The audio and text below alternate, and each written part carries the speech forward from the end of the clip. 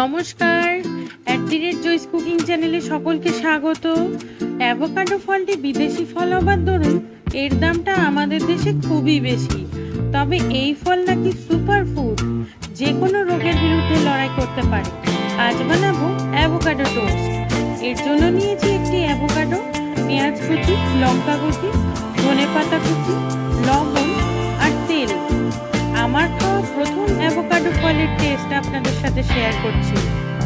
এরপর ভালো করে ম্যাশ করে নিয়ে তাতে দিয়েছি লবণ, লঙ্কা কুচি, পেঁয়াজ কুচি, ধনেপাতা কুচি, সামান্য সর্ষের তেল।